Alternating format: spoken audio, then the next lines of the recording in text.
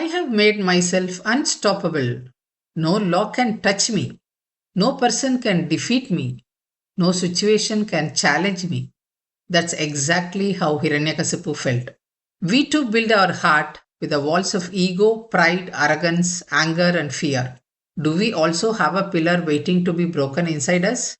On that day, when Hiranyakashipu became so restless and overwhelmed, showed one pillar, boom, heard the terrifying sound. Welcome to Dasavatara, Ancient Wisdom, Timeless Lessons, where every divine incarnation is more than an ancient narrate. It reveals timeless wisdom for everyday life. Today's episode, Narasimha Avatar. Hiranyaksha and Hiranyakashipu are two brothers. Hiranyaksha was killed by Varaha to rescue Mother Earth, which we saw in the last episode. Similar to Hiranyaksha, Hiranyakashipu was no ordinary king.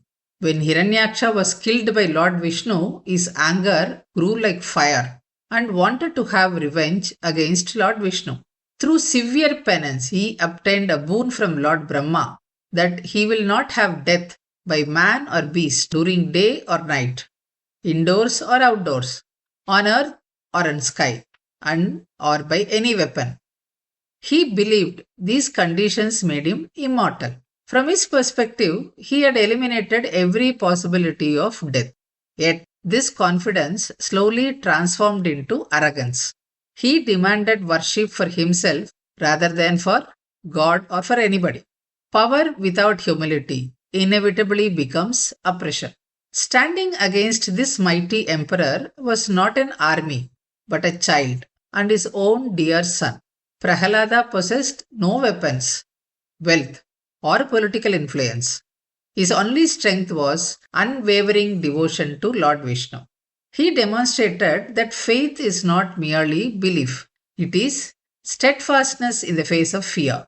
Prahlada, who is a devout follower of Lord Vishnu, thus became the target of Hiranyakashipu's wrath. He was tortured by his own father through various forms of punishments, like making him stamped by an elephant, poisoning him, throwing him into the ocean, rolling him down the mountains, and what not. But the faith of Prahlada was unshaken, deep, and strong. Prahlada reminds us that inner conviction can remain unshaken even when external circumstances become unbearable. However arrogant, wild, egoistic Hiranyakashipu may turn after, his effort and the boon or the words of Brahma are to be respected and protected. At the same time, every time Prahlada was punished for his utterance of Lord's Nama, he was protected without a scratch of any pain by the divine grace. As the fruit had to ripe to be plucked from the tree, the Lord was waiting for the right time and space. The form of Narasimha was not chosen instantly. Every aspect of the event was taken care of, and it carried a profound meaning. The Lord did not violate Brahma's boon. He revealed that divine wisdom transcends any human attempts to manipulate reality. He took the form of Narasimha, human body with lion's head, neither man nor beast. The event took place at twilight, neither day nor night. Narasimha dragged him to the palace threshold, neither inside nor outside. He put him on his lap, neither earth nor sky. He used his claws to tear open Hiranyakashipu. No weapons used, and his claws were the weapons. Thus, no violations, every single aspect taken care of. This episode teaches that cleverness can exploit rules, but wisdom upholds justice. On that day, when Hiranyakashipu became so restless and overwhelmed by Prahlada's devotion to Lord Vishnu, and who proclaimed that Vishnu is omnipresent and omniscience, he took him to the part of the palace which was constructed under his direct supervision and asked Prahlada one question. He showed one pillar which he was sure of his own construction and asked Prahlada, "Is your God present in this pillar?" Prahlada replied, "He is everywhere," means in this pillar also. Hiranyakashipu hit the pillar with his mace powerfully. Boom! Heard the terrifying sound. The whole creation shook. The pillar broke open. The Lord, with a fiery, bright, wild eyes, in an inexplicable anger, like a majestic lion which found its prey, came out of the pillar, dragged Hiranyakashipu, and the rest is history. Do we have a pillar built of arrogance, ego, status, and whatnot with us? Yes, we do have. The inner pillar may represent our own heart. We built walls of ego, pride, anger, fear, arrogance, and vices. Narasimha within us, who resides within every being as Antaryami, is the guiding force, awakening of the truth, and who can shatter these walls. When the ego, which is ignorance, breaks, wisdom emerges. The Acharyas have enlightened through their writings that Lord Narasimha is not merely a fierce destroyer, he is the embodiment of boundless compassion to those who surrender him and follow the path of righteousness. He became compassion incarnate when Prahlada prayed to him to reduce his anger.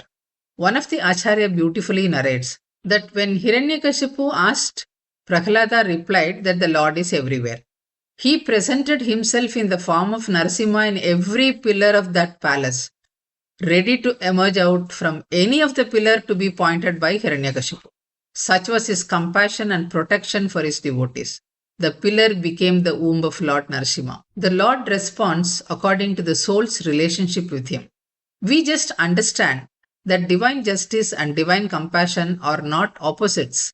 They are expressions of the same perfect nature. Though there are many incarnations of the Lord who descends from his abode of Sri Vaikundam, the 10 incarnations of Lord Narayana are considered to be important.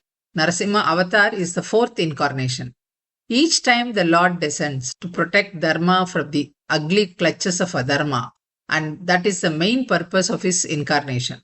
He himself said in his Bhagavad Gita that every time when Dharma needs protection, he descends to destroy the evil and protect Dharma and also protect his devotees. Like Hiranyakashipu, our life has many forms of boons. We rely on wealth, influence, legal loopholes, technology, social status, political status, feeling elite and literate, and started feeling us untouchable from or for any of our actions. Yet history repeatedly has shown us that corruption, dishonesty, and muscle power and abuse of any power comes to light and eventually has to face a trial and punishment. Truth has remarkable patience. Justice often works through unexpected means and ways.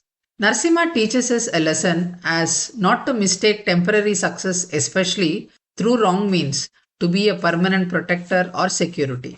Truth triumphs and roars like Narasimha when no arrogance or any form of evil can stand before it.